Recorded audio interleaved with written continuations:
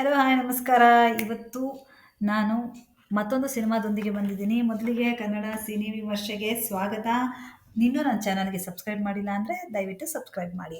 So ಇವತ್ತಿನ film ಅಂದರೆ ಧಡಕ್ 2. ಇವಾಗ ಧಡಕ್ 2 ಫಿಲಮ್ ಡೈರೆಕ್ಟರ್ ಯಾರು ಅಂದರೆ ಸಾಜಿಯಾ ಇಕ್ಬಾಲ್ ಅವರು. ಕಾಸ್ಟ್ ಬಗ್ಗೆ ಮಾತಾಡಬೇಕಂದ್ರೆ ಸಿದ್ಧಾಂತ್ ಚತುರ್ವೇದಿ ಮತ್ತು ತೃಪ್ತಿ ಅವರು. ಸೊ ಸಿದ್ಧಾರ್ಥ ಚತುರ್ವೇದಿ ಅವರು ನೀಲೇಶ್ ಆಗಿ, ಮತ್ತು ತೃಪ್ತಿ ಧಿಮ್ಮಿ ಅವರು ವಿಧಿ ಭಾರದ್ವಾಜ್ ಆಗಿ ಇದರಲ್ಲಿ ಕಾಣಿಸ್ಕೊತಾರೆ. ಸೊ ಈ ಮೂವಿಯನ್ನ ಒಂದು ಲೈನಲ್ಲಿ ಹೇಳಬೇಕಂದ್ರೆ ಒಂದು ಕಾಮನ್ ಲವ್ ಸ್ಟೋರಿ, ಎರಡು ಕ್ಯಾಸ್ಟ್ ಡಿಫ್ರೆನ್ಸಲ್ಲಿ ಹೇಗಿರುತ್ತೆ ಅನ್ನೋದನ್ನು ತೋರಿಸಿದ್ದಾರೆ. ಅಫ್ಕೋರ್ಸ್ ಒಂದು ಕ್ಯಾಸ್ಟಿಸಮ್ ಅನ್ನೋದು ಒಂದು ಜಾತಿ ಮೇಲು ಕೀಳು ಇದ್ದರೆ ಅದರಲ್ಲಿ ಹುಡುಗ ಹುಡುಗಿ ಮದುವೆ ಆಗಬೇಕು, ಪ್ರೀತಿ ಮಾಡಬೇಕು ಅಂದರೆ ಯಾವ ಥರ ಇರುತ್ತೆ ಅನ್ನೋದನ್ನು ತೋರಿಸಿದ್ದಾರೆ. ಸೊ ನೀಲೇಶ್ ಆ್ಯಕ್ಟಿಂಗ್ ಬಗ್ಗೆ ಹೇಳೋದಾದರೆ ನೀಲೇಶ್ ಅವರು ಚೆನ್ನಾಗಿ ಆ್ಯಕ್ಟಿಂಗ್ ಮಾಡಿದ್ದಾರೆ. ತೃಪ್ತಿ ಅವರ ಆ್ಯಕ್ಟಿಂಗು ಅಫ್ಕೋರ್ಸ್ ಚೆನ್ನಾಗೇ ಇದೆ ಮತ್ತು ಡೀಸೆಂಟಾಗೇ ಇದೆ. ಮತ್ತು ಅವರ ಅಪ್ಪ ಅಮ್ಮ, ಸಪೋರ್ಟಿಂಗ್ ಕ್ಯಾರೆಕ್ಟರ್ಗಳು, ಅವರ ಕಮ್ಯುನಿಟಿಗಳು, ಅವರವರ ಸಪ್ರೇಟ್ ಕಮ್ಯುನಿಟಿಗಳು ಹೇಗೆ ವರ್ಕ್ ಆಗುತ್ತೆ ಅದನ್ನು ಈ ಫಿಲಮಲ್ಲಿ ಚೆನ್ನಾಗಿ ತೋರಿಸಿದ್ದಾರೆ ಅಂತ ಹೇಳ್ಬೋದು.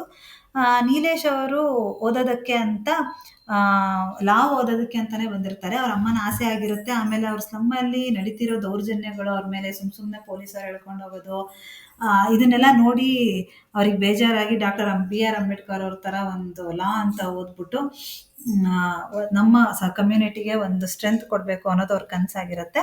ಅವರು ಕಾಲೇಜಲ್ಲಿ ವಿಧಿ ಭಾರದ್ವಾಜ್ ಅವ್ರನ್ನ ಮೀಟ್ ಆಗ್ತಾರೆ.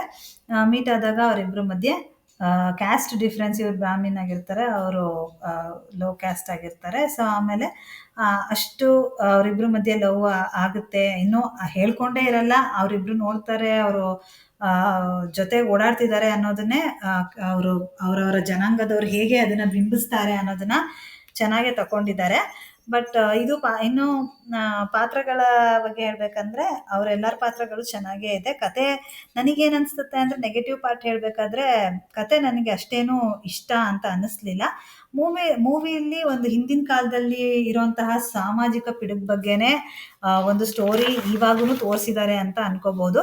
ಬಟ್ ಈಗಿನ ಕಾಲೇಜ್ಗಳಲ್ಲಿ ಈಗಿನ ಒಂದು ಕಥೆಯಲ್ಲಿ ಈ ಥರ ಇರೋದು ಪ್ರಾಕ್ಟಿಕಲ್ ಆಗಿ ಇಲ್ಲ ಅಂತಲೇ ಅಂದ್ಕೊಂಡಿದ್ದೀನಿ. ಆಲ್ಮೋಸ್ಟ್ ಇಲ್ಲ. ಹಾಗಾಗಿ ಇದು ಅಷ್ಟೊಂದೇನು ನಮಗೆ ಹಿಡಿದಿಡುತ್ತೆ ಕತೆ ಅಂತ ಅನ್ಸಲ್ಲ. ಒಂದು ಟ್ವಿಸ್ಟು ಇಲ್ಲ ಕಥೆಯಲ್ಲಿ. ಆಮೇಲೆ ಫಸ್ಟ್ ಹಾಫ್ ನೋಡಿದ ತಕ್ಷಣನೇ ಗೊತ್ತಾಗುತ್ತೆ, ಓಕೆ ಇವ್ರು ಫೈನಲ್ ಆಗಿ ಇಲ್ಲ ಒಂದಾಗ್ತಾರೆ, ಇಲ್ಲ ಒಂದು ಕಮ್ಯುನಿಟಿ ಸೂಸೈಡ್ ಅಥವಾ ಏನಾದ್ರು ಆ ಥರ ಆಗುತ್ತೆ ಅಂತ ಒಂದು ಗೆಸ್ಸಿಗೆ ಬಂದ್ಬಿಟ್ಟಿರ್ತೀವಿ. ಸೊ ಹಾಗಾಗಿ ಇದೊಂದು ಸಿಂಪಲ್ ಆಗಿರುವಂಥ ಲವ್ ಸ್ಟೋರಿ ಅಂತ ಹೇಳ್ಬೋದು. ಕಥೆಯಲ್ಲಿ ಅಂತ ಏನು ಟ್ವಿಸ್ಟ್ ಇಲ್ಲ. ಸೊ ಪರವಾಗಿಲ್ಲ ಮೂವಿ ಅಷ್ಟೇ, ಓಕೆ. ಸೊ ಹೀಗೆ ಹೇಳ್ತಾ ನನ್ನ ಮುಂದಿನ ಸಿನಿಮಾದಲ್ಲಿ ಸಿಗ್ತೀನಿ. ಬಾಯ್ ಬಾಯ್.